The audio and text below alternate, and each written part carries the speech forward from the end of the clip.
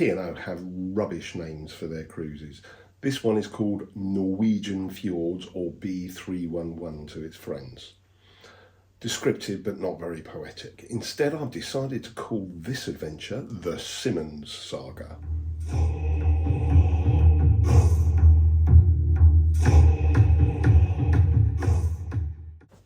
Hi, and welcome to the prologue to our next adventure.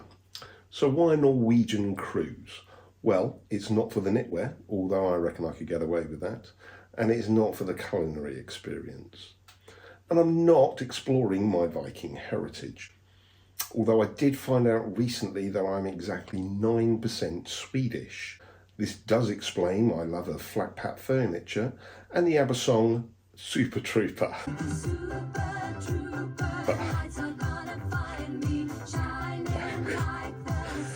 No, we are going because who hasn't seen photos or films of the Norwegian fjords and thought, wow, that looks spectacular.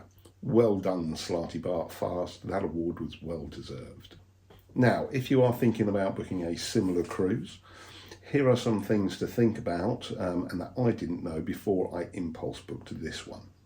First off, from 2026, Norway will be banning all cruise ships that aren't zero emission, i.e. all of them, from any World Heritage site. Now this includes places like Njordfjord and Flam, both places that we will be visiting on this particular trip. Next, if you were thinking about seeing the Northern Lights, which was something we were thinking about, you really need to book either early or late in the season, probably before April and after September. May, when we're going, there's going to be about 17.5 hours daylight, so it's really going to be too light.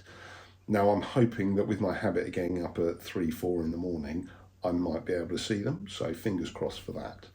And I am under instructions to wake Lynn up if they are there, so we'll see how that goes.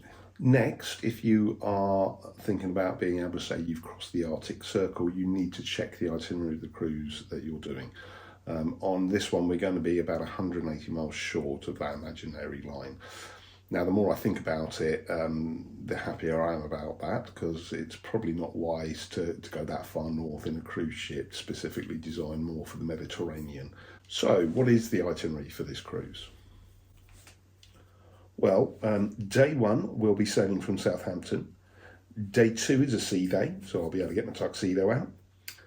Day three is Stavanger. Day four will be in Olden with a cruise by of Innvikfjorden and Njordfjord. Day five is Flam with a cruise by of Ålesundfjord and Sognefjord.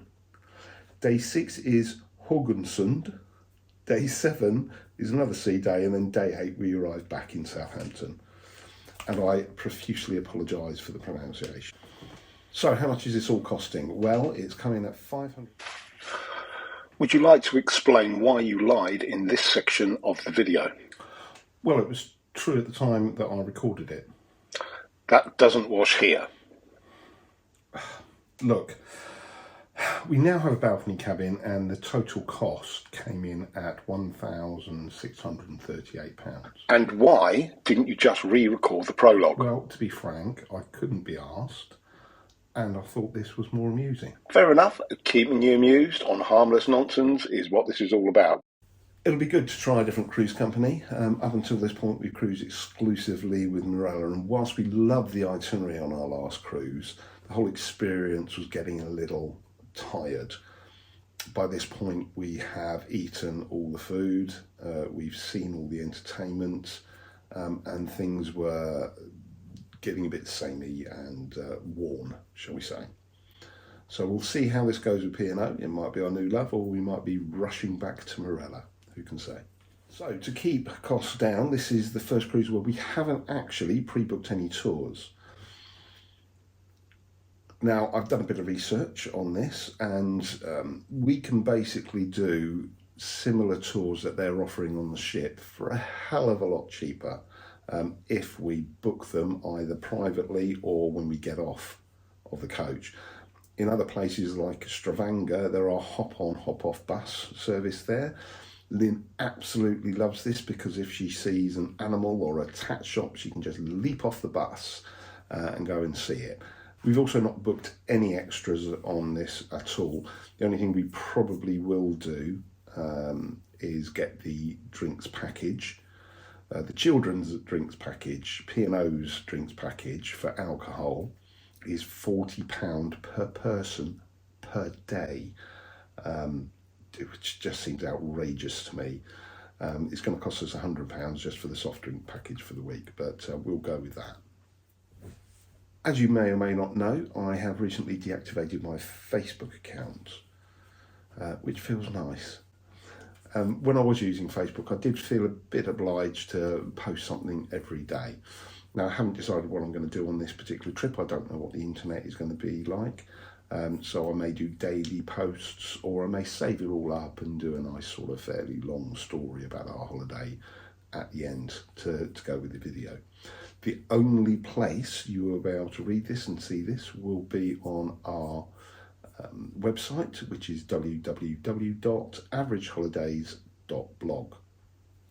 Now you can just put that in your favourites and pop along and you can see those when you know we're going on holiday. Alternatively, you can sign up and become a member. You can use your Google or Facebook to log on. You don't have to create a new account. Then you will get an email notification when I post something. It will also give you access to, I don't really want to call it my book, it sounds a bit pretentious. It's basically the extended diaries of our first 2 years of adventures in a digital book format. It's called Greyer, Fatter, Browner. No good at titles. And if you become a member, click on the book section and you can download that and have a read. That's it for now. Thanks for watching and I'll speak to you soon. Bye. P.S. If you're wondering what the plasters are, this is what happens when you let an idiot loose in the kitchen with sharp objects. I'm gonna fight him off.